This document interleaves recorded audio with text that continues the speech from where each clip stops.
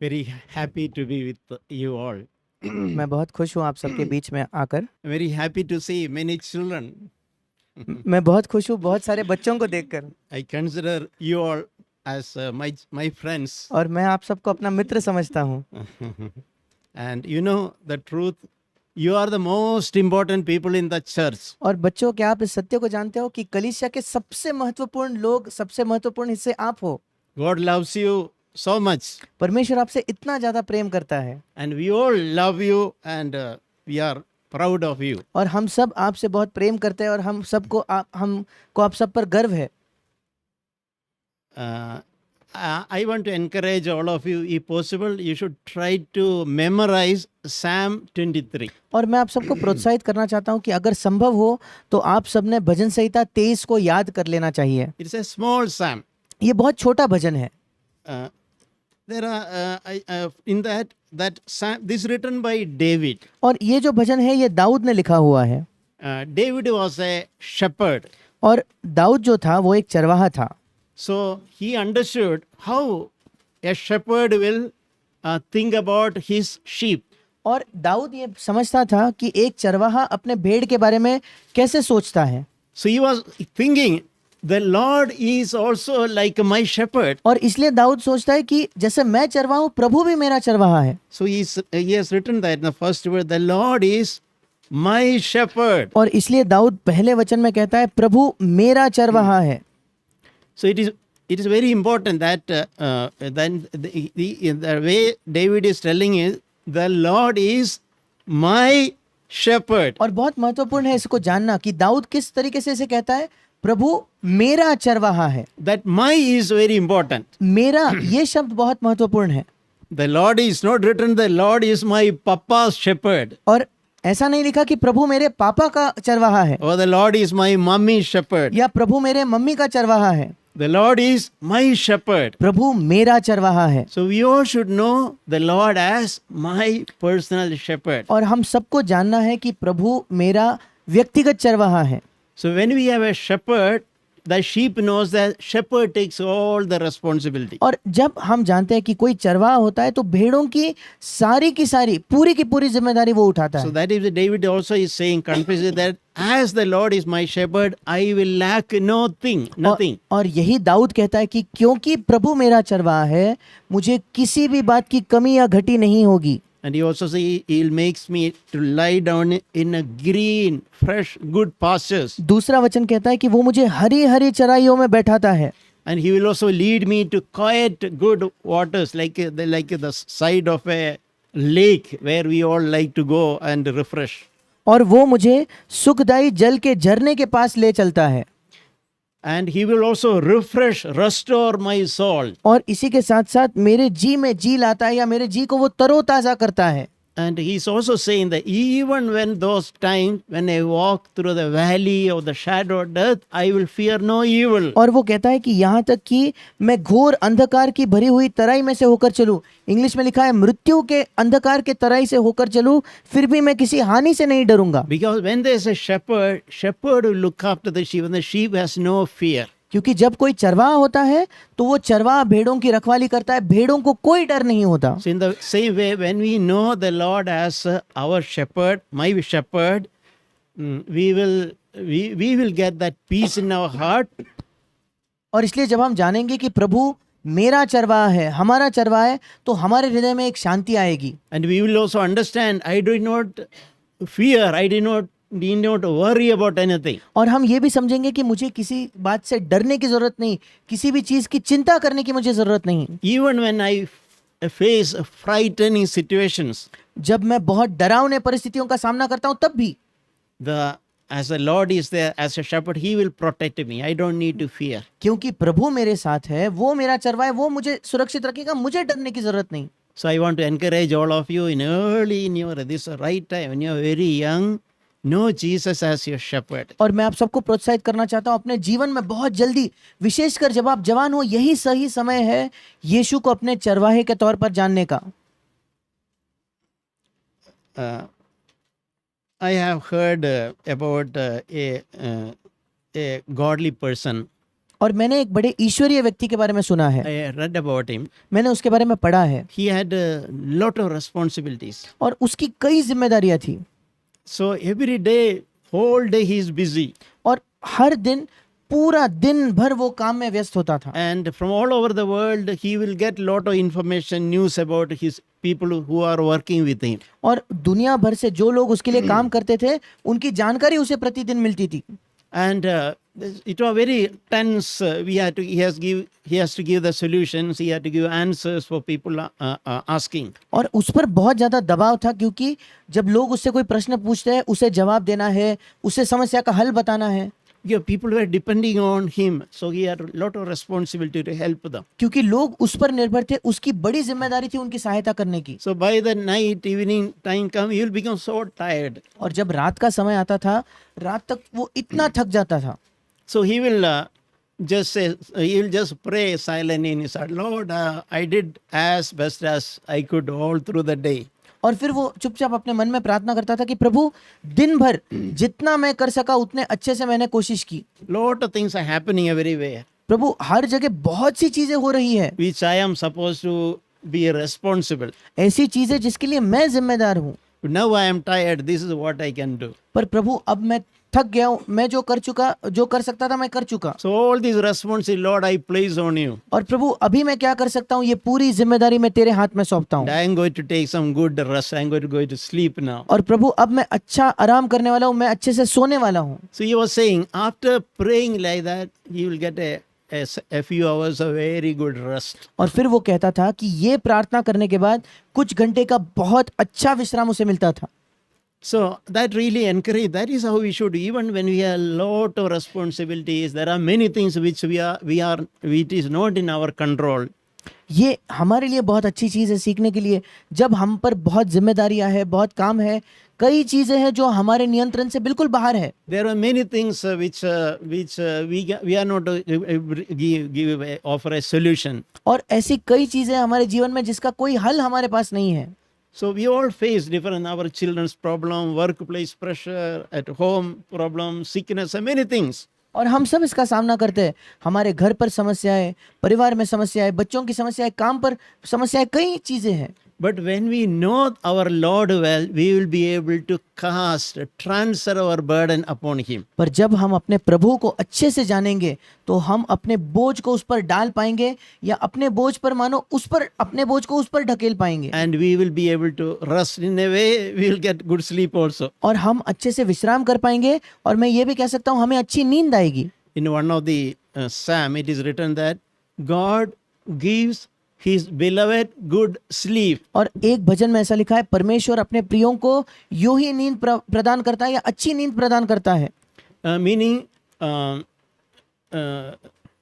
it is like a gift. A good sleep is a good gift from God. इसका मतलब अच्छी नींद ये परमेश्वर की तरफ से एक अच्छा तोहफा है। In this world, there are many people, they are not able to sleep. इस संसार में कई लोग हैं जो सो नहीं सकते। They turn on their bed left and right. They think, worry, anxious, many problems they are facing. They don't understand. They are not able to, their mind is so disturbed. They are not able to sleep. वे रात में बिस्तर पर करवटें बदल कर सोने की कोशिश करते हैं, पर वे सो नहीं पाते। कई कठिनाइयां हैं, कई परिस्थितियां हैं जो उनको विचलित करती है, तकलीफ देती है, और वे सो नहीं पाते। But God's children, in the case of God's children, they are able to pass on all their burden upon Him, and God will give them good sleep. पर जब बात परमेश्वर के संतानों की आती है, तो वे अपना सारा बोझ उस पर डालकर एक अच्छी नींद वे सो सकते हैं। So we all need to gradually enter into that rest which God wants to offer to us. और हम सबको धीरे धीरे बढ़ते क्रम पर उस विश्राम में प्रवेश करना है जो विश्राम परमेश्वर हमें प्रदान कर रहा है। Or in other words, we should learn that habit of casting our burden upon Him. दूसरे शब्दों में, हमें इस आदत को सीखना है कि कैसे हम अपने बोझ को प्रभु पर डालें। Yeah, we all have a burden, but we should not carry that burden. We should learn to cast it on Jesus. हम सबके पास बोझ है, पर हमें वो बोझ लेकर नहीं चलना है। हमें सीखना है कि उस बोझ को हम प्रभु पर डाल दें। In one verse, in 1 Peter chapter 5 verse 7, he says, because the Lord cares for you. पहला पत्रस 5:7 कहता है, अपने बोझ इसलिए प्रभु पर डालो क्योंकि उसे तुम्हारी परवाह है। Just like a shepherd cares for his sheep, the Lord cares for his children. बिल्कुल जैसे एक चरवाहा अपने भेड़ों की परवाह करता है, वैसे ही प्रभु अपने संतानों की परवाह करता है। So therefore we can throw our burden upon Jesus. इसी वजह से हम अपने बोझ को प्रभु पर डाल सकते हैं, प्रभु पर मानो फेंक सकते हैं, Because he is caring for each one of us. क्योंकि वो हम में से हर एक की परवाह करता है। I heard a funny story. मैंने एक बहुत ही मजाकिया एक कहानी सुनी थी। Somebody, a vehicle was passing by, someone was there on the road who was carrying a burden, a basket full of heavy, some vegetables or something. और कोई व्यक्ति अपने गाड़ी में जा रहा था और दूसरा व्यक्ति बहुत भारी मानो सब्जियां लेकर अपने सिर पर एक कटोरी लेकर टोकरी लेकर वो चल रहा था। So this driver felt compassion and stopped the vehicle and asked that person, you can come sit in the back side of my vehicle. I'll take you where you want. I'll drop you there. और वो गाड़ी चलाने वाले को इस पर बहुत दया आई कि ये पैदल चल रहा है। उसने कहा कि तुम क्यों नहीं मेरे गाड़ी में बैठते हो, तुमको जहां तक जाना है मैं वहां तक छोड़ दूंगा।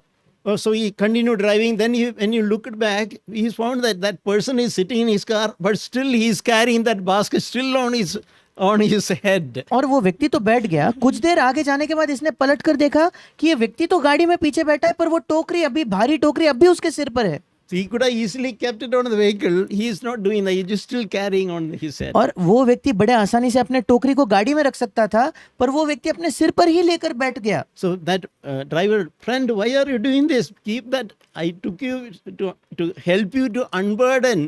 That is why I gave a place in my car. You please keep that basket on the vehicle. और Don't carry on your head. वो गाड़ी चलाने वाले ने पीछे मुड़कर कहा कि मेरे मित्र ऐसा क्यों कर रहा है, मुझे तेरा बोझ हल्का करना था, इसी वजह से मैंने तुझे गाड़ी में बिठाया, उस बोझ को नीचे रख दे, फिर तो बैठ कर जा सकता है। He said, you gave me a place. Why I should burden by putting my basket also on your vehicle? Like that he answered. और उस व्यक्ति ने उत्तर दिया कि पहले ही तुमने अपने गाड़ी में मुझे जगह दी, उसके ऊपर कैसे मैं बोझ आपके गाड़ी में रखूं? So that is how some Christians think about God. Oh, God is loving. Why I should put my burden on him? और कई बार कुछ मसीही ऐसा ही सोचते हैं कि प्रभु तो पहले ही मुझसे प्रेम करता है, मेरे बोझ को कैसे मैं प्रभु को दूं? The Lord is our Father. He is so eager to carry our burden. So we should learn that habit of casting our burden on him. पर प्रभु हमारा पिता है, वो बहुत आतुर है, बहुत उत्सुक है हमारे बोझ को उठाने के लिए, इसलिए हमें अपने सारे बोझ को उस पर डालना चाहिए। See, this one important thing which God wants to offer his children. और देखिए ये बड़ी महत्वपूर्ण चीज है जो परमेश्वर अपने बच्चों को प्रदान कर रहा है। It is not just a forgiveness of sins. ये केवल उसके पापों की क्षमा नहीं है। The Lord is interested to carry our burden also. प्रभु की दिलचस्पी हमारे बोझ लेकर चलने में भी है। So we should not think God has already forgiven my sin. Why I should cast my burden also on him? We should not think like that. हमें ये नहीं सोचना चाहिए कि प्रभु ने तो मेरे पाप भी माफ किए, अब मेरा बोझ क्यों मैं प्रभु पर डालूं, ऐसा नहीं सोचना है। Lord wants to unburden our heart. प्रभु हमारे बोझ को, हमारे हृदय के बोझ को हल्का करना चाहता है। God wants to give a rest for his children. प्रभु अपने संतानों को एक विश्राम देना चाहता है। That should be a reality in our life. और ये हमारे जीवन में एक वास्तविकता होनी चाहिए। I was a person many years even after becoming a believer. I was very worrying, anxious, carrying all the burden on myself. और मैं एक ऐसा व्यक्ति था, एक विश्वासी बनने के बाद भी हमेशा चिंता में, हमेशा परवाह में डूबा हुआ, और मेरे सारे बोझ खुद ही लेकर मैं चलता था। Later I understood I am not supposed to carry my burden. बाद में मुझे पता चला कि मुझे अपने बोझ उठाने ही नहीं है। The Lord has offered, He will unburden me. Then why I am carrying all this? जब प्रभु ने खुद कहा है कि वो मेरे बोझ लेगा, मुझे हल्का करेगा, क्यों मैं इस बोझ को लेकर चल रहा हूँ? Yeah, He told me I am caring for you. क्योंकि So you cast your burden on me. He is inviting. Then why I am carrying my burden? क्योंकि प्रभु कहता है मुझे तुम्हारी परवाह है, मैं तुम्हारी चिंता करता हूँ, क्यों बोझ को लेकर चल रहे हो? So gradually by God's grace, little bit I started enjoying that.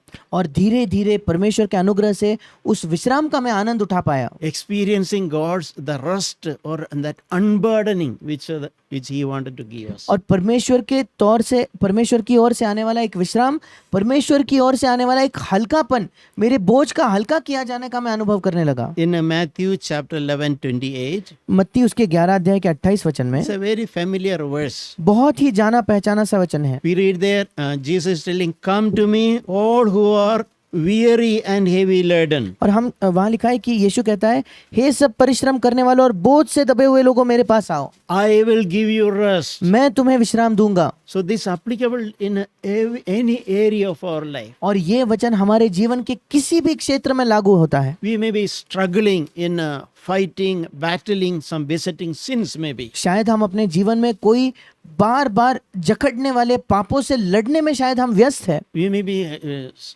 fighting and struggling, Lord, how will I get, when I will get victory over this? और शायद हम सोच रहे हैं, पुकार रहे हैं कि प्रभु कब इस पाप से मुझे छुटकारा मिलेगा। Well, there may be some other kind of fears, anxieties about our future. या हमारे भविष्य के बारे में कोई और डर है, कोई और चिंताएं हमें सता रही है। And we are fearful, we are weary, we are tired. और हमें डर लग रहा है, हम थक चुके हैं, हम बड़े बोझिल महसूस कर रहे हैं। And in children also, if you are burdened with the burden of your studies, even that we should learn to cast on Him. और बच्चों, अगर आपको भी ये चिंता सता रही है, ये बोझ हो गया आपके पढ़ाई का बोझ, उस बोझ को भी हमें प्रभु पर डालना है। We should work, God's children should work as hard as possible.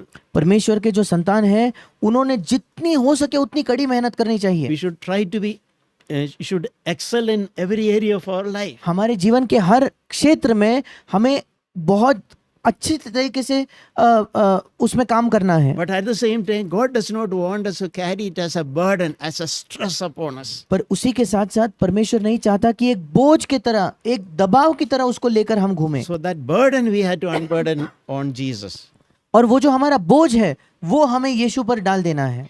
So it is like the Lord is inviting, you know, you are carrying your weight. I will come to me. That verse, take my yoke. That is what he's saying. और उस वचन में मानो प्रभु हमसे न्योता देता है, वो कहता है कि मेरे पास आओ, अपना बोझ मुझे दे दो। और 29 वचन में वो कहता है, मेरा जुआ अपने ऊपर उठा लो। Yeah, we know yoke, two bullocks are sharing the load, burden of plowing. हम जानते हैं कि जुआ जो होता है वो दो बैलों पर वो बोझ या वो भार आता है। Can you imagine that Jesus standing by our side, just like two bullocks, he is standing by us and he is sharing my burden, he is carrying my burden. क्या आप कल्पना भी करके देख सकते हो कि यीशु मसीह एक बैल के समान मेरे बाजू में आकर खड़ा होकर मेरे बोझ को वो उठाता है, अपने ऊपर लेता है। क्या आप कल्पना कर सकते हो? There's when two bullocks, if one bullock is strong, that bullock can carry all the load. Otherwise, we may be just walking along. और कभी कभी हो सकता है कि दो जो बैल चल रहे हैं उसमें एक बैल में इतना सामर्थ्य है कि पूरा का पूरा भार और बोझ वो उठाकर चल रहा है, दूसरा बैल ऐसे ही चल सकता है। So when we come under the yoke of Jesus, He will carry our burden. जब हम यीशु मसीह के जुए के अंदर आ जाएंगे, उसके अधीन आ जाएंगे, यीशु हमारे बोझ को ले लेगा। And Jesus is saying that I will give you rest. और फिर यीशु कहता है, मैं तुम्हें विश्राम दूंगा। Jesus is not saying I will just forgive your sins. यीशु ये नहीं कहता कि मैं केवल तुम्हारे पापों को क्षमा करूंगा। That is a wonderful thing. Forgiveness of sin and victory over sin is a wonderful thing. पापों की क्षमा पाना, पापों पर विजय पाना, ये बहुत अद्भुत बातें हैं। Along with that, the Lord is also wants to give us rest. पर इसी के साथ साथ परमेश्वर हमें विश्राम देना चाहता है। So Jesus is saying individually, each one of I will give you rest. और परमेश्वर व्यक्तिगत तौर पर हम सबको कहना चाहता है कि मैं तुम्हें विश्राम दूंगा। So we have to receive that in our lives. और हमें अपने जीवन में इसे स्वीकार करना है। The rest which the Lord offers, we have to accept it. जो विश्राम प्रभु हमें देता है, उस विश्राम को हमें प्राप्त करना है। See, the many Christians are so in turmoil. और कई जो मसीही लोग हैं बहुत ज्यादा एक बेचैनी में जीवन जीते हैं। So much thinking and anxious about so many things. इतना सोचते हैं, कई कई चीजों के बारे में वे चिंता करते रहते हैं। It is as if the whole world is on their head. और कुछ मसीह ऐसा पेश आते हैं मानो पूरा का पूरा संसार का भार उन्हीं के सिर पर है। And it is also as if they can solve all the problems. और इतनी चिंता करते हैं मानो सब चीजों का हल वही कर पाएंगे। Many things are not in our control. कई चीजें हमारे नियंत्रण में नहीं होती। Hardly anything is in our control. शायद ही कोई चीज है जो हमारे नियंत्रण में है। That is why we should cast our burden on Jesus and enter into His rest. इसी वजह से हमें अपने बोझ को यीशु पर डालना है और उसके विश्राम में प्रवेश करना है। And the way he is saying that in the Matthew chapter 11:29, he is saying that you will find rest for your souls. और मत्ती 11:29 में लिखा है कि तुम अपने आखिरी भाग, तुम अपने मन में विश्राम पाओगे। Meaning in our deep inside, in our soul, we can we can receive, experience that rest. मतलब हमारे हृदय के गहराई में, हमारे प्राण के अंदर, हमारे मन में उस विश्राम को हम प्राप्त कर सकते हैं। There is a verse in Psalm 55 verse 22. और भजन संहिता उसके 55 के 22 वचन में एक ऐसा लिखा है, English, it is reading that turn your burdens over to the Lord and he will take care of you. अपना बोझ यहोवा पर डाल दे, वो तुझे संभालेगा। इंग्लिश में लिखा है कि अपने बोझ को मानो प्रभु की ओर मोड़ दे और वो तुझे संभालेगा। Psalm 55 verse 22. भजन संहिता उसका 55 उसका 22 वचन। You remember the story of that person sitting in the vehicle with that heavy burden. That burden he should turn on the vehicle.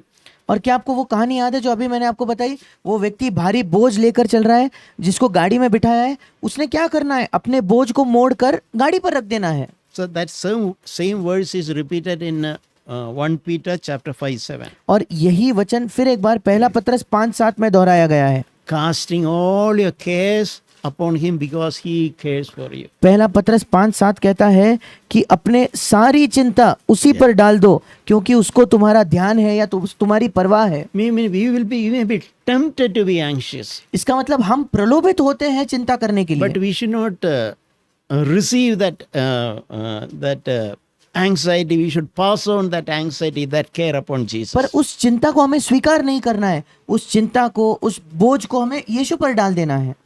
Sometime something I have seen in childhood sometime comes to my memory. और एक ऐसी चीज जो मैंने अपने बचपन में देखी थी वो मुझे अभी याद आती है। When I was very small, when we were in our village, when we wait for bus to go to school. जब मैं बहुत छोटा था, बहुत ज्यादा छोटा था, हमारे गांव में मैं बस का इंतजार करता था हम स्कूल जाने के लिए। I used to observe something. और तभी मैं कुछ देखता था। Here there was a pillar and a small platform over it.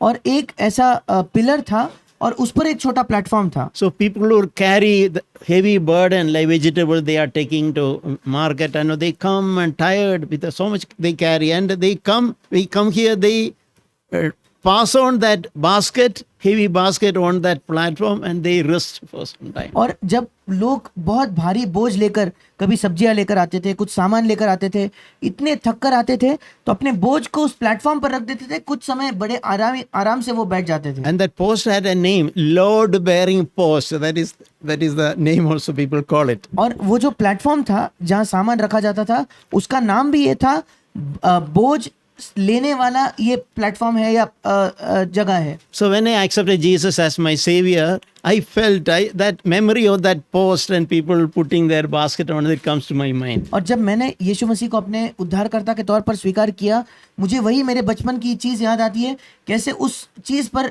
सब लोग अपने बोझ को रख देते थे। Yeah, just like people put their weight on it and take rest, I should cast my burden on Jesus. Jesus is my load bearing post. और जैसे लोग अपने बोझ को, अपने भारी बोझ को उस पर रखकर, उस पर उतार कर विश्राम करते थे, वैसे ही मुझे यीशु पर अपने बोझ को डालना है, क्योंकि यीशु ही मेरा बोझ उठाने वाला वो खंबा या वो जगह है। There is another beautiful verse that in Psalm 68:19. और एक और बड़ा सुंदर वचन है भजन संहिता उसका 68 अध्याय और 19 वचन। There is a blessed be the Lord who daily bears our burden. Psalm 68:19. He daily bears our burden. भजन संहिता 68 उसका 19, धन्य है प्रभु जो प्रतिदिन हमारा बोझ उठाता है। Yeah, that's a beautiful expression. Every day the Lord will take our burden. क्या ही सुंदर वाक्यांश है कि प्रतिदिन हमारे बोझ को प्रभु उठाता है। That word daily is important. Every day of our life He will carry our burden. और प्रतिदिन ये शब्द बहुत महत्वपूर्ण है। हमारे जीवन के हर एक दिन वो हमारे बोझ को उठाएगा। See, when Jesus was on earth, जब यीशु मसीह इस पृथ्वी पर था, He made a lot of effort to help His disciples to free them from anxiety and worries. और यीशु ने बहुत ज्यादा कोशिश की कि अपने जो शिष्य हैं उन्हें सब चिंताओं से, सब बोझों से वो मुक्त कर पाए या उन्हें स्वतंत्र कर पाए। He will use many examples so that they get that message to set them free from anxieties and worries. और वो कई उदाहरणों का इस्तेमाल करता था कि कम से कम इन उदाहरणों के माध्यम से उसके शिष्यों को ये संदेश समझ आए कि उन्हें अपने चिंताओं से बोझ से मुक्त होना है। He will tell, example, look at the sky. You see the birds flying, many birds are flying. उदाहरण के तौर पर यीशु कहता था, आकाश के पक्षियों को देखो, क्या तुम देख पाते हो कितने पक्षी यहाँ उड़ रहे हैं। So Jesus will say, they don't sow, they don't reap, but God takes care of them. और यीशु कहता था, वे ना तो बोते हैं ना तो काटते हैं, पर प्रभु उनकी देखभाल करता है, पिता उनकी देखभाल करता है। And he will say some beautiful flowers, he will show, disciples, see these flowers, how beautiful they are. और कभी कभी वो सुंदर फूल दिखाता था कि शिष्यों, क्या तुम इन फूलों को देख पाते हो। God takes care of even such things.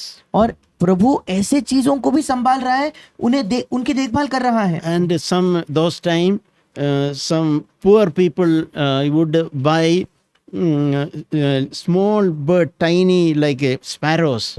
और उस समय लोग जो है छोटे छोटे चिड़ियों को या छोटे छोटे पक्षियों को खरीदते थे।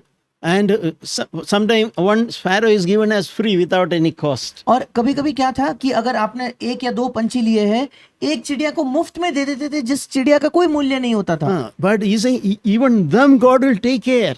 पर प्रभु कहता है कि जिसका मूल्य नहीं, उस चिड़िया की भी देखभाल परमेश्वर करेगा। God will take care of even small sparrows also. Then why are you worrying? जब परमेश्वर छोटे छोटे चिड़ियों की देखभाल कर सकता है, तो तुम्हें क्यों चिंता करनी है। And one powerful thing he told, और एक बड़ी सामर्थ से भरी चीज प्रभु ने कही, you answer me. और प्रभु ने कहा कि तुम मुझे उत्तर दो। Which one of you by worrying can extend your life by 1 hour? तुम में से कौन व्यक्ति है जो चिंता करके अपने जीवन को 1 घंटे से बड़ा कर सकता है। Jesus will ask the question, give me the answer, tell me. और यीशु मानो पूछ रहा था कि बताओ, मुझे बताओ, कौन 1 घंटा बढ़ाएगा। I mean, he wanted to powerfully convey that message. Worrying is not a helpful thing. It doesn't solve any problem. यीशु बड़े बलवंत तौर पर इस संदेश को उनके अंदर डालना चाहता था कि चिंता करना व्यर्थ है, उससे कोई समस्या हल नहीं होने वाली। By worrying, you are not bringing any solution. चिंता करने से तो कोई हल नहीं आ रहा। Even 1 hour of your life, you cannot extend by worrying. अपने जीवन का 1 घंटा भी तुम बढ़ा नहीं सकते चिंता करके। Meaning, Jesus made a lot of efforts to help the disciples to set their heart from anxiety and worry. इसका मतलब यीशु ने बहुत कोशिश की ताकि वो अपने शिष्यों के हृदय को चिंता से और बोझों से मुक्त कर पाए। In other words, Jesus wanted disciples to know a heavenly Father who loves them and care for them and willing to take their burden. दूसरे शब्दों में यीशु चाहता था कि शिष्य जाने उनका एक स्वर्गीय पिता है जो उनसे प्रेम करता है और उनका बोझ उठाने के लिए तैयार है।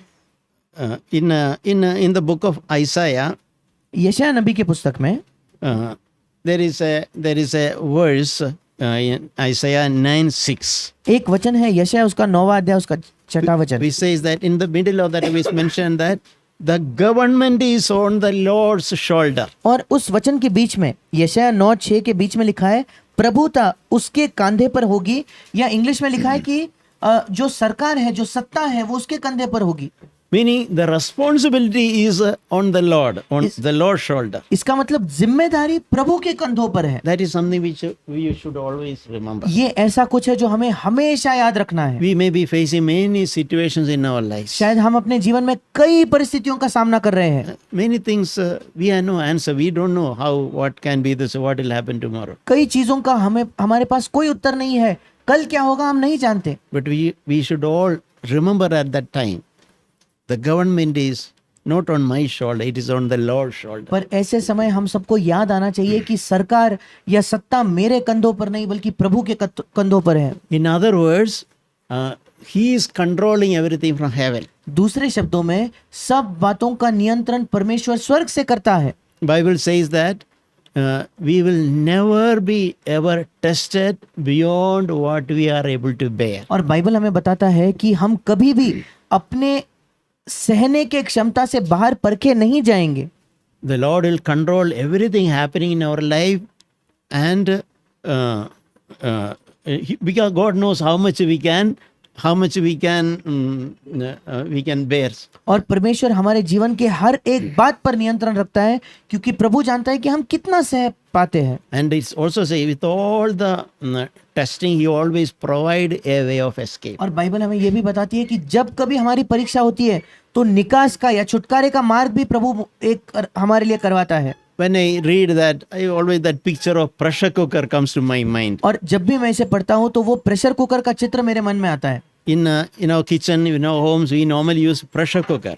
और हमारे किचन में, हमारे घरों में हम वो प्रेशर कुकर का इस्तेमाल करते हैं। Pressure is necessary to cook food, और जो प्रेशर है, वो दबाव है, उसी से खाना बनता है। but that pressure is not meant to crush that vessel. पर वो जो दबाव है, वो जो प्रेशर है, उससे वो बर्तन को कुचलने का उसका कोई मकसद नहीं है। So when pressure is more than required, that valve will open, that pressure will come out. और जब दबाव थोड़ा हद से बढ़ जाएगा तो सीटी ऊपर आके दबाव कम हो जाएगा। So in many situations, that is how God will work. God knows how much pressure we can bear. कई परिस्थितियों में प्रभु ऐसा ही काम करता है। प्रभु जानता है कि कितना दबाव हम सह सकते हैं। At the right time, God will open the valve, lift, and pressure will be released. सही समय पर प्रभु सीटी को उठाएगा, धीरे से वो दबाव जो है थोड़ा कम हो जाएगा। Because some amount of pressure is necessary to cook the food. पर खाना पकने के लिए कुछ मात्रा में दबाव की जरूरत भी है।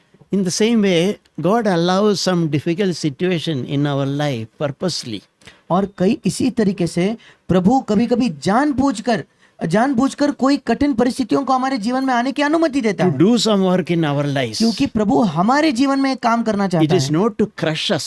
वो इसलिए नहीं कि वो हमें कुचलना चाहता It है, is never meant to destroy us. वो कभी भी हमारा नाश करने के लिए नहीं है। But to very often to make us more stronger. पर कई बार प्रभु दबाव आने देता है ताकि हम ज्यादा बलवंत हो जाएं। And it is like people go to gymnasium and they try to lift heavy weights. ये बिल्कुल वैसा ही है। लोग व्यायामशाला में जाते हैं, जिम में जाकर भारी वो बोझ को उठाते हैं, वजन को उठाते हैं। So when they start with small weight. जब वो शुरुआत करते हैं तो थोड़ा थोड़ा वजन उठाने का शुरुआत करते हैं। So after some time, then muscle they will go for next level. कुछ समय के बाद उनकी मांसपेशियां मजबूत हो जाती है, फिर वो अगले स्तर पर और भारी चीजें उठाते So हैं। after some, they are able to weigh huge weight. और कुछ समय के बाद बहुत भारी वजन वो उठा पाते You'll हैं। be surprised how a man can weight so many kilos of weight. और हम देखकर सोचते हैं कैसे कोई व्यक्ति इतने किलो उठा सकता है। They can, because progressively their muscles become stronger. पर वे उठाते हैं क्योंकि बढ़ते क्रम पर उनके जो मांसपेशियां हैं वो बलवंत बनते जाते So in हैं। the same way, God will also allow difficult situations in our lives to make our spiritual muscles strong. बिल्कुल वैसे ही प्रभु हमारे जीवन में कठिन To make our spiritual, God will allow difficult situations in our life to make our spiritual muscles strong. और प्रभु हमारे जीवन में कठिन परिस्थितियों को आने देगा ताकि हमारी आत्मिक मांसपेशियां बलवंत हो जाए। God will give only what we can take. और प्रभु हमें उतना ही देगा जितना हम सह पाएंगे। God knows how much we can take. प्रभु जानता है हम कितना सह सकते हैं, Because God is watching that, how much my child can carry. क्योंकि प्रभु देख रहा है मेरा बच्चा कितना उठा सकता है। In my village, another picture I have seen. My own father has done that. Children wanted to, when the father is working in the farm, children also say, "Papa, I also want to carry burden." और मैंने देखा है मेरे गांव में, मेरे खुद के पापा के साथ ये देखा है, जब वो पिता खेत में काम करता है, बच्चे कहते हैं नहीं पापा मैं भी आऊंगा, मैं भी बोझ उठाऊंगा। So I seen children like they also want to imitate Papa. Same size basket they also want to carry. और मैंने देखा है छोटे बच्चे जो होते हैं उनको अपने पापा की नकल करनी होती है। जितना बड़ा वो टोकरी पापा ने उठाई है उतनी बड़ी टोकरी उनको उठानी होती है। So Papa will give same basket, but he will put a very little weight inside. और वो पिता क्या करेगा, वही आकार की टोकरी तो दे देगा पर उसके अंदर बहुत कम वजन रखेगा। Really happily he will go, I am also carrying as much as my papa, like that. He will enjoy carrying that और weight. बच्चा बड़े खुशी जाता है कि मेरे पापा इतना ही भारी सामान मैं उठाकर चल रहा हूँ। But that papa knows my son can carry only little. You look like a big basket, but inside very little. पर वो पिता जानता है कि मेरा बेटा इतना ही सह सकता है, बाहर से बड़ी टोकरी लग रही है पर अंदर उसमें वजन बहुत कम है। So that is how Heavenly Father also knows how much each one of us can carry. बिल्कुल वैसे ही हमारा स्वर्गीय पिता जानता है हम में से हर एक व्यक्ति कितना सह सकता Our है। Heavenly Father is not a wicked father. हमारा स्वर्गीय पिता कोई दुष्ट पिता नहीं है, He is a good father. वो एक अच्छा पिता है। He will never allow something to be put on beyond our capacity. वो कभी भी हमारे सिर पर कोई ऐसी चीज नहीं डालेगा जो हमारे सहने से बढ़कर हो। I heard some story that a small chicken a new chicken born out of egg. और मैंने एक ऐसे कहानियां सुनी है कि जब वो अंडे से छोटी सी मुर्गी जैसे ही बाहर निकलती है, So it was just running around. You've seen chicken and you've seen sometime. और आपने भी देखा होगा वो मुर्गे जब वो अंडे से बाहर आते हैं, वो छोटे छोटे मुर्गियां जो भागती है यहाँ वहाँ. So the story goes like, one day a grain of rice fell on its head. और एक बार ये कहानी ऐसे है, एक बार वो चावल का दाना उसके सिर पर गिरता है. But that small it just shouted, say, "Oh, mummy!" On the whole sky fell on my head. वो छोटे मुर्गे के लिए वो चावल का दाना इतना बड़ा था कि वो चिल्लाकर कहने लगा, मम्मी मम्मी पूरा आसमान मेरे सिर पर गिर गया. Yeah, sometimes we little thing, a burden when it's coming, only we will shout, say, "Oh, the whole sky fell on me."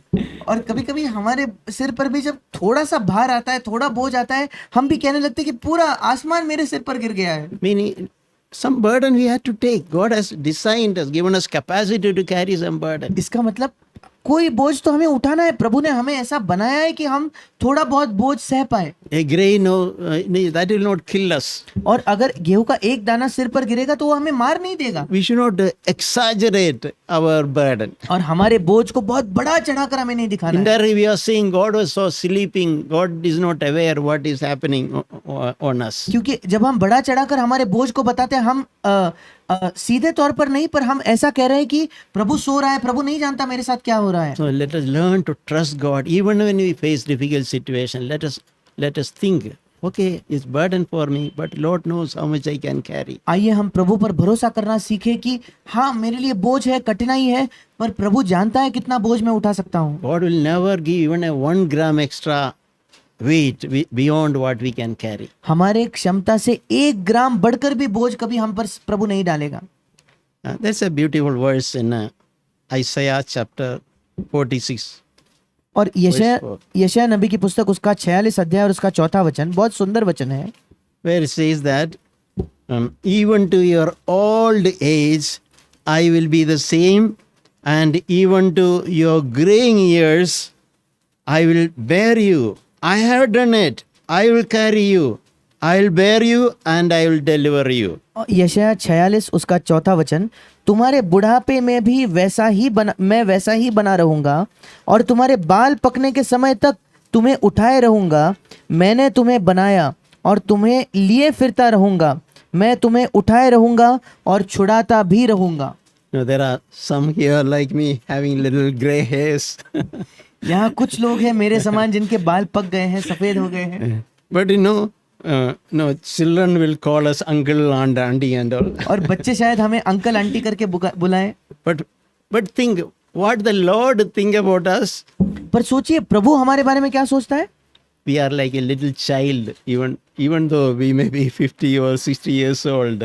हम 50 वर्ष के हो जाए, 60 वर्ष के हो जाए, हम छोटे बच्चों के समान हैं प्रभु के लिए. Even some gray hairs we have, but the Lord, we are like small infants. हमें सफेद बाल क्यों ना आ जाए, पर परमेश्वर के लिए हम छोटे शिशु के समान हैं. So that is how we should our relation with the Lord. I am just a child before you. और प्रभु के साथ हमारा संबंध ऐसा होना चाहिए कि प्रभु तेरे सामने मैं एक छोटे बालक के समान हूँ. Even when we have many years experience, we should be humble enough to say, I am like a child, Lord. I am a helpless child. You have to carry me. और जब कई वर्षों का अनुभव हमें हो जाए, तब भी हमें कहना है, प्रभु मैं तो एक छोटे बच्चे के समान हूँ, असहाय बच्चे के समान हूँ, तुझे मुझे लेकर घूमना है प्रभु. God is taking the responsibility. Heavenly Father, I will carry you. और प्रभु जिम्मेदारी उठाता है. स्वर्गीय पिता कहता है कि मैं तुम्हें लिए फिरूंगा.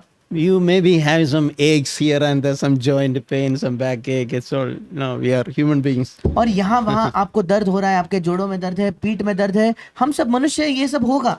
But don't worry, I will carry you. पर प्रभु कहता है चिंता मत करो, मैं तुम्हें उठाए लूंगा, लेकर चलूंगा. I will take your responsibility. और मैं तुम्हारी जिम्मेदारी उठाऊंगा.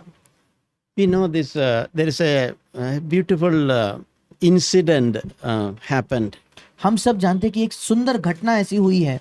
When Jesus was on earth, he would love to visit families. जब यीशु मसीह इस पृथ्वी पर था, उसे बहुत पसंद था परिवारों के पास जाना. Like we are all in his family. Jesus will use every opportunity, every excuse to go to some family. जैसे आज हम इस परिवार के पास आए हैं, प्रभु हर वो बहाना ढूंढता था किसी परिवार के घर में जाने का। So like that he went to the family of Martha and Mary and Lazarus. वैसे ही वो मार्था, मरियम और लाजर के घर पर एक बार गया। So we know that incident when that is in Luke chapter 10:38. और हम उस घटना को जानते हैं लूका उसके 10:38 वचन से आगे। So when we read, we can keep in our mind. और जब हम इसे पढ़ते हैं हम इसे अपने मन में रख सकते हैं। It is Luke chapter 10:38 to 42. लूका उसका 10वां अध्याय 38 से 42 वचन। So it is Martha who invited Jesus and disciples. और मार्था थी जिसने यीशु और उसके शिष्यों को न्योता दिया था, आमंत्रित किया था। And she had a sister Mary. So what did Mary do? और मार्था की एक बहन मरियम थी। मरियम ने क्या किया? So the way I understand it is, Martha, the moment Martha, Jesus and disciples came, Martha disappeared into the kitchen. और मैं इसे इस प्रकार से देखता हूँ, जैसे ही यीशु और उसके शिष्य अंदर आए वैसे तुरंत मार्था जाकर किचन में गायब हो गई। He's thinking, I had to cook food. I had to lot of people are there. I had to give a nice meal. It's good thing, nothing bad thing. क्योंकि मार्था तुरंत सोचने लगी कि इतने लोग आए हैं, मुझे इन्हें अच्छा खाना खिलाना है, अच्छी चीज है, कुछ गलत नहीं, कुछ बुरा नहीं। And that is also a commandment to be a good host. The hospitality is a Christian character. और ये भी हमें एक आज्ञा दी गई है कि लोग जब हमारे घर पर आते हैं उनका अच्छे से हमें अतिथि सत्कार करना है। ये हमारे मसीही गुणों में से एक है। But I understand Mary also, Mary thought, I will first listen. I'll say hello to Jesus. I'll talk to Jesus and I'll listen from him what he is trying to speak to me. Then I will go and work in the kitchen. पर मरियम ने कहा, पहले मैं यीशु को जाकर उसको सुनना चाहती हूँ, मैं उसे हेलो बोलूंगी, उससे सुनूंगी, वो क्या कह रहा है वो सुनने के बाद फिर मैं जाकर किचन में काम करूंगी। And in a way we can understand, I feel when I read that, by the way, she was actually kind of unburdening herself. और मैं जब इसे पढ़ता हूँ मुझे ये चित्र आता है कि वाकई में मरियम तो अपने बोझ को हल्का कर रही थी। All her burden, anxieties, fear, everything she wanted to place at the feet of Jesus. उसके बोझ, उसके चिंताएं, उसके जो डर है, भय है, सब कुछ वो यीशु के चरणों में रखना चाहती थी। By waiting on Jesus, trying to listen to him, what was happening? She was putting her burden down. यीशु की बाट जोकर, जो यीशु कह रहा है उसे सुनकर मरियम अपने बोझ को नीचे रख रही थी। So we all should have such experience of waiting at Jesus' feet and unburdening ourselves. और हम सब के पास ये अनुभव होना चाहिए कि हम यीशु के चरणों में बैठकर अपने बोझ को निकाल कर रखते हैं। But Martha's mind is working. I had to cook, I had to make a lot of time required. It should be a good meal. It's all good things. She was not sinning. Martha का मन उसका दिमाग निरंतर काम कर रहा है, मुझे काम करना है, मुझे खाना बनाना है, अच्छा खाना खिलाना है, सब अच्छी चीजें हैं। So we can just check. We have to do many things, but we should also learn to balance. अब हमें भी अपने जीवन को जांचना है। हाँ, हमें कई चीजें करनी है, पर हमारे जीवन में ये संतुलन होना चाहिए। So we all have many burdens, many responsibility to them. Many people are depending on us. और हाँ, हमारी कई जिम्मेदारियां हैं, कई चीजें हमारे कंधों पर है, शायद कई लोग हम पर निर्भर हैं। We cannot neglect that responsibility. और उस जिम्मेदारी को हम नजरअंदाज नहीं कर That is सकते। all God's will, scriptural, God's commandment. और ये परमेश्वर की इच्छा है, बाइबल के अनुसार है, परमेश्वर की दी हुई आज्ञा है। But all that we do, we should not do without. We should not do all those. We should not try to do those all responsibly before first unburdening ourselves. पर जो भी जिम्मेदारियां हम कर रहे हैं, जो भी काम हम कर रहे हैं, हमें वो काम तब तक नहीं करना है जब तक पहले जाकर हम अपने बोझ को प्रभु के पास जाकर हल्का नहीं कर लेते। So Martha, when Mary was sitting at Jesus, Martha in the kitchen, her inside is boiling, disturbed. और जब मरियम यीशु के चरणों में बैठी है तो मार्था जाकर रसोई में, उसके मन में जो और भी चिंता हो रही है, बढ़ रही है, उबल रही है मानो। She is not helping me. और वो कह रही है मरियम तो मेरी सहायता नहीं कर रही, She is not understanding me about my burden. वो मेरे बोझ को नहीं समझ रही। So when Martha came and complained to Jesus, जब मार्था ने आकर यीशु के सामने शिकायत की, so Martha told Jesus called Mary. और मार्था को लगा कि अब तो यीशु मसीह अच्छे से मरियम को डांटेगा। But actually Jesus told Martha, Martha, Martha, you are worried, and the word is you are worried and you are bothered about so many things. और यीशु लूका 10:41 में कहता है, मार्था हे मार्था, तू बहुत बातों के लिए चिंता करती है और घबराती है। इंग्लिश में लिखा है मानो बहुत बोझ ले रही है। So meaning, even when the Lord appreciates our responsibility, we had lot of things we had to do. इसका मतलब जब प्रभु हमें कई जिम्मेदारियां देता है और बहुत से काम हमें करने होते हैं, तब भी We should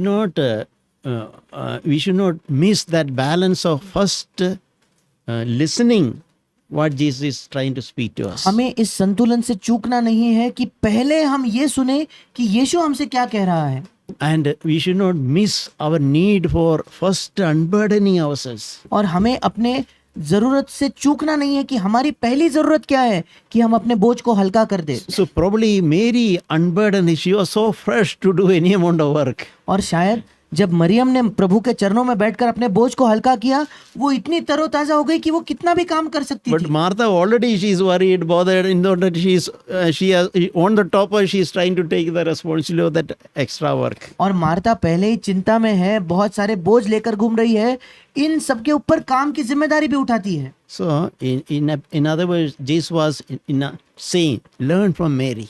दूसरे शब्दों में यीशु कहता है, मरियम से सीखो। She has chosen that good part and nobody will take it away from her. और यीशु कहता है कि उसने उत्तम भाग को चुना है जो उससे कोई छीन नहीं पाएगा। So when I read, Mary was sitting and she was relaxed. और मैं जब पढ़ता हूँ, मरियम बैठी हुई थी, वो बड़े आराम से बैठी थी। Then she was ready for any amount of hard work. और उसके बाद वो तैयार थी कितना भी काम करने के लिए। But Martha, straight away, without unburdening, straight away she is starting to perform her duties. पर मार्था अपने बोझ को हल्का किए बिना तुरंत जाकर अपनी जिम्मेदारियां निभाना शुरू करती है। So let us learn that principle, the necessity of unburdening ourselves, unburdening our burden on Jesus. और आइए हम इस सिद्धांत को सीखें कि हम अपने बोझ को यीशु पर हल्का करें, And then we will be fresh. और तब हम तरोताजा होंगे। We can do double work in the kitchen after that. उसके बाद हम रसोई घर में दुगना काम कर पाएंगे। And we will not complain, nobody helped me and all. और हम शिकायत भी नहीं करेंगे कि किसी ने मेरी सहायता नहीं की या कुछ। So let us meditate on that, our need to unburden. और आइए हम इस पर मनन करें, हमारी आवश्यकता है कि हम अपने बोझ को हल्का कर दे। And Lord wants us to live that relaxed life. और प्रभु चाहता है कि वो विश्राम का आरामदायक जीवन हम जिए। Okay, nowadays many people talk this word like depression. इन दिनों में बहुत ज्यादा लोग इस शब्द का इस्तेमाल करते हैं, डिप्रेशन या निराशा। I mean, they are carrying too much in their mind, इसका मतलब उनके मन में बहुत बोझ लेकर वो चल रहे हैं, as if they can solve all the problems. मानो वे खुद अपने समस्याओं का हल कर पाएंगे। But those who learn to cast their burden on Jesus, they'll be relaxed. पर जो लोग सीखते हैं कि अपने बोझ को यीशु पर डालें, वे बिल्कुल विश्राम में रहेंगे। I believe God's children, it's not God's desire for any one of us to be depressed. मैं विश्वास करता हूँ कि हम जो परमेश्वर की संतान है, हम में से किसी के लिए भी परमेश्वर की ये चाहत नहीं है कि हम डिप्रेस्ड हो, निराश हो। Whatever may be our burden, हमारा बोझ कुछ भी क्यों ना हो, whatever may be our responsibilities, हमारी कितनी भी जिम्मेदारी क्यों ना हो, whichever situation we are, where we have no solutions and answers, जिस किसी परिस्थिति में हम फंसे हो, जहां हमारे पास कोई उत्तर नहीं है, कोई हल नहीं है, फिर भी in all those situations, God wants us to unburden upon Him, उन सब परिस्थितियों में प्रभु चाहता है कि हम अपने बोझ को उस पर डालें, not carrying on our own head and become discouraged and depressed. ये नहीं कि सब बोझ हम खुद अपने सिर पर डालें और फिर निराश हो जाए और मायूस हो जाए। So may God help us और परमेश्वर हमारी सहायता करे so that we will it become a reality in our lives, ताकि ये हमारे जीवन में एक वास्तविकता बने and reality of putting our burden on Jesus' और feet. अपने बोझ को यीशु के चरणों में रखने के ये चीज हमारे जीवन में वास्तविक हो जाए, Then we can live much happier, a much relaxed life. फिर हम ज्यादा खुशहाल और ज्यादा आरामदायक जीवन जी पाएंगे। Yesterday, one sister, we were talking. और एक बहन से जब हम बात कर रहे थे, So I knew that she had a lot of burdens. और मैं जानता था कि उस बहन के पास बहुत सारे बोझ है। So I asked her, how are you? Those pressure problems. और मैंने उस बहन से पूछा कि तुम्हारे सब जो बोझ है, समस्याएं अब कैसे हैं? She said that problems are as before, everything is there, but I am able to handle it. और उस बहन ने मुझसे कहा, वो बोझ, समस्याएं, चिंताएं सब वैसे ही है, पर अब मैं उनसे जूझ पा रही हूँ या अब मैं उससे संभाल पा रही हूँ। I got a sense she has become stronger now and she can take that burden. It's not a problem for her now. और अब मुझे ये एहसास हुआ कि अब वो बहन ज्यादा बलवंत हो गई है, ज्यादा सामर्थ उसमें आ गया है, अब वो उस बोझ को बड़े आसानी से उठा पा रही है। So that happens. Some measured burden problems which God allowed in our life, when we learn to take it, we will become more stronger. और यही हमारे जीवन में होता है, जब प्रभु कोई गिन के जब कोई बोझ हमें डालता है, उन बोझ को जब हम उठाते हैं तो हम बलवंत बन जाएंगे। God wants us to all to make all stronger and stronger and stronger. प्रभु चाहता है कि हम सबको वो बलवंत और मजबूत और सामर्थ भरा बनाए। May God bless us. परमेश्वर हम सबको आशीष दे।